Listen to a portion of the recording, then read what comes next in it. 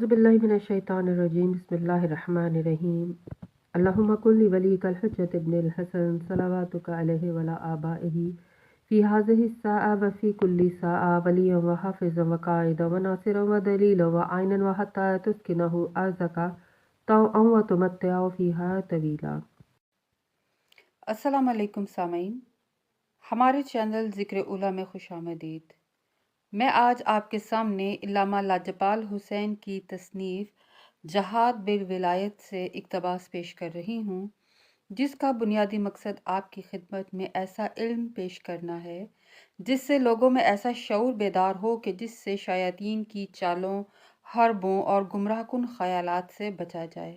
अगर आप इस किताब का मुकम्मल मुताला करना चाहते हैं तो इस किताब की PDF को हमारी वेबसाइट www.idarakhatamulolia.com से फ्री डाउनलोड कर सकते हैं।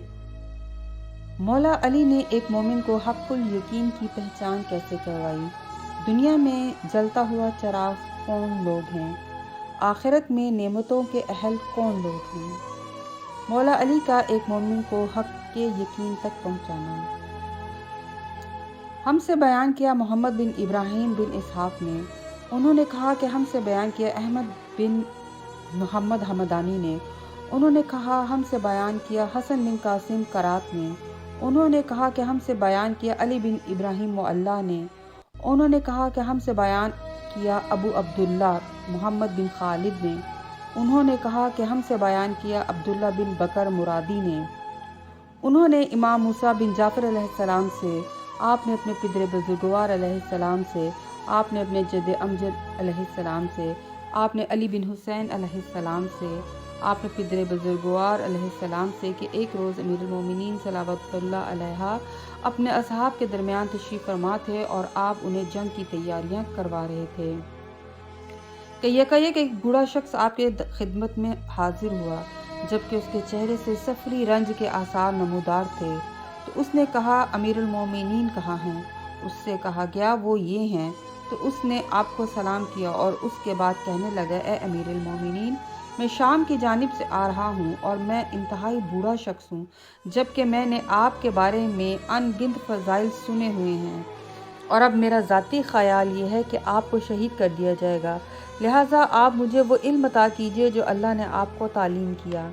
आपने फरमाया, हाँ ए शेख, जिसके 2 दिन मसावी गुजरे वो घाटे में है और जिसकी फ़िक्रों का महवर दुनिया हो तो उससे जुदाई के मौके पर उसको शदीद हसरत होगी, और जिसका आने वाला दिन गुजरे हुए दिन से बदतर हो वो महरूम है।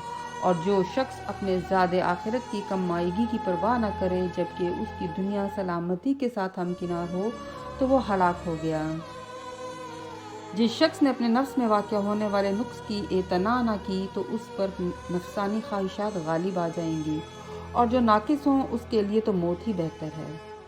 ऐ शेख, लोगों के लिए वही पसंद करो जो तुम अपने नफ्स के लिए पसंद करते हो, और लोगों के साथ वैसा ही सलूक करो जैसा कि तुम चाहते हो कि तुम्हारे साथ किया जाए। इसके बाद आप अपने असहाब की जानिब मुतवज्जह हुए और फरमाया, ए लोगो, क्या तुम अहले दुनिया की तरफ निगाह नहीं करते कि वो मुख्तलिफ हालात में सुबह और शाम बसर करते हैं, कि इनमें कुछ ऐसे हैं जो ज़मीन पर पिछाड़ दिए गए हैं कि इधर उधर मारे मारे फिरते हैं, और कुछ ऐसे हैं जो अयादत करते हैं तो किसी की अयादत की जाती है, और कोई करीबुल मर्ग है तो कोई नाउम्मीद है, और किसी को कफन दिया जा चुका है, कोई तालिबे दुनिया है जबकि मौत उसकी तालिब है, और कोई ऐसा गाफिल है कि उसके बारे में गफलत नहीं बरती गई, और गुजरे हुए लोगों के ज़ेरे असर बाकियों मौजूद आ चुके हैं। बस ज़ैद बिन सुहान अबदी ने आपसे अर्ज़ की, ए अमीरुल मोमिनीन, सबसे गालिब और कवी तरीन हाकिम कौन है? आपने फरमाया, नफसानी ख्वाहिश। उसने अर्ज़ की, पस्त तरीन पस्ती कौन सी है? आपने फरमाया, हिर्से दुनिया। उसने अर्ज़ की, सबसे सख्त तरीन फ़क्र कौन सा है? आपने फरमाया, ईमान के बाद कुफर। उसने अर्ज़ की, गुमराह तरीन दावत कौन सी है? आपने फरमाया, ला यकून, कि जिसकी कोई हकीकत नहीं की दावत देने वाला। उसने अर्ज़ की, सबसे अफजल अमल कौन सा है? आपने फरमाया, तकवा। उसने अर्ज़ की, कामयाब तरीन अमल कौन सा है? आपने फरमाया, उस चीज़ का तलब करना जो अल्लाह के पास है। اس نے عرض کی صاحب شر کون ہے؟ آپ نے فرمایا جو تمہارے سامنے اللہ کی نافرمانی کو آراستہ و پیراستہ کرے۔ اس نے عرض کی بدترین مخلوق کون سی ہے؟ آپ نے فرمایا جو کسی غیر کی دنیا کی خاطر اپنے دین کو بیچ ڈالے۔ اس نے عرض کی قوی ترین مخلوق کون سی ہے؟ آپ نے فرمایا صاحب حلم۔ اس نے عرض کی سب سے لالچی مخلوق کون سی ہے؟ آپ نے فرمایا جو غیر حلال طریقے سے مال حاصل کرے اور پھر اسے غیر حق میں خرچ کرے۔ اس نے عرض کی سب سے زیرو کو دانا کون ہے؟ آپ نے فرمایا جس شخص کے لیے ہدایت و گمراہی کی راہیں واضح ہو جائیں تو وہ راہ ہدایت کی طرف مائل ہو۔ اس نے عرض کی سب سے بردبار شخص کون ہے؟ آپ نے فرمایا جو غصہ نہ کرے۔ اس نے عرض کی اپنی رائے میں سب سے ثابت قدم کون ہے؟ آپ نے فرمایا جسے لوگ اس کے نفس سے دھوکہ نہ دیں اور دنیا کی آرائش اسے اپنا شکار نہ بنا لے۔ اس نے عرض کی احمق ترین کون ہے؟ آپ نے فرمایا دنیا سے دھوکہ کھایا ہوا جبکہ وہ اس کی دگرگونی حالات کو دیکھ رہا ہے۔ اس نے عرض کی سب سے زیادہ حسد کس کو ہوگی؟ آپ نے فرمایا وہ شخص جو دنیا اور آخرت دونوں سے محروم رہا، یہی خسران مبین یعنی کھلا گھاٹا ہے۔ اس نے عرض کی سب سے اندھا شخص کون ہے؟ آپ نے فرمایا وہ شخص جو غیر خدا کے لیے کسی عمل کو انجام دے اور پھر اللہ عز و جل سے اپنے عمل کی جزا کا طالب ہو۔ اس نے عرض کی سب سے بہترین قناعت کیا ہے؟ آپ نے فرمایا اللہ کی عطا کردہ نعمتوں پر قناعت کرنا۔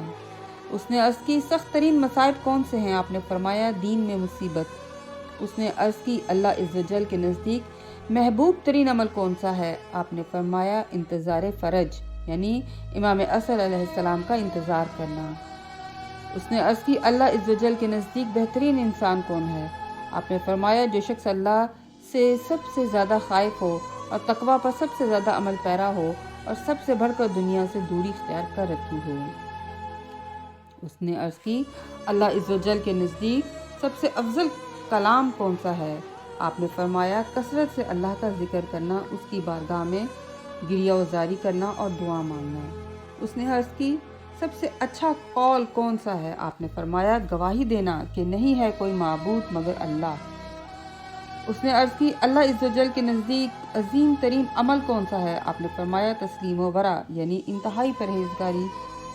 اس نے عرض کی سب سے زیادہ سچا کون شخص ہے؟ آپ نے فرمایا جو میدان جنگ اور کارزاری کے موقع پر سچ بات کہے۔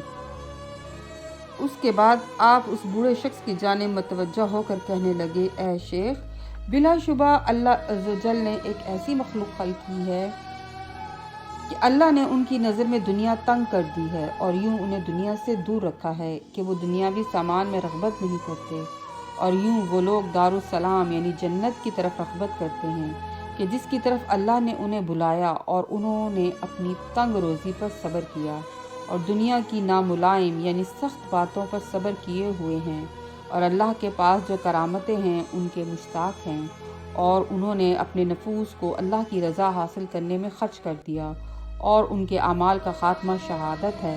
بس انہوں نے اللہ سے اس حالت میں ملاقات کی کہ وہ ان سے راضی ہے، اور انہوں نے یہ جان لیا کہ موت گزر جانے والوں اور باقی رہنے والوں کا راستہ ہے، تو انہوں نے اپنے زاد آخرت کو جمع کر لیا جو سونا چاندی کی صورت میں نہیں ہے۔ انہوں نے کھردرے لباس پہنے، ذلت پر صبر کیا، فضیلت کو مقدم کیا، اللہ کی خاطر دوستی کی اور اللہ عز و جل ہی کی راہ میں دشمنی کی، کہ یہی لوگ دنیا میں جلتے ہوئے چراغ ہیں اور آخرت میں نعمتوں کے اہل۔ والسلام۔ شیخ کہنے لگا پس میں کہاں جاؤں اور جنت کو چھوڑ دوں؟ حالانکہ میں تو جنت کو دیکھ رہا ہوں اور اس کے اہل افراد کو بھی کہ وہ آپ کے ساتھ ہیں۔ اے امیر المومنین، مجھے ایسی قوت سے آراستہ کر دیجئے کہ اس کے ذریعے مجھے آپ کے دشمنوں پر قوت حاصل ہو جائے۔ تو امیر المومنین نے اسے اسلحہ عطا کیا اور اس نے انہیں اٹھا لیا، اور دوران جنگ وہ قدم بقدم امیر المومنین کے پیش پیش تھا، اور اس طرح دشمنوں کی صفوں کو چیرتا جا رہا تھا کہ اس کی کارکردگی امیر المومنین کو پسند آئی، اور جب گھمسان کی جنگ ہونے لگی تو وہ اپنے گھوڑے کو آگے بڑھاتا چلا گیا یہاں تک کہ وہ قتل ہو گیا رحمت اللہ علیہ۔ اور امیر المومنین کا ایک صحابی اس کے پیچھے گیا تو اسے زمین پر پڑا ہوا پایا اور وہیں اس کی سواری بھی موجود تھی، جبکہ اس کے زیر بازو اس کی تلوار موجود تھی۔ لہٰذا جب جنگ اپنے انجام کو پہنچی تو وہ شخص اس کی سواری اور اسلحہ لے کر امیر المومنین علیہ السلام کی خدمت میں حاضر ہوا، اور بالآخر امیر المومنین نے اس کی نماز پڑھی اور فرمایا، یہ شخص بخدا حقیقتاً سعادت مند ہے، تو تم لوگ اپنے بھائی کے لیے رحمت کی دعا کرو۔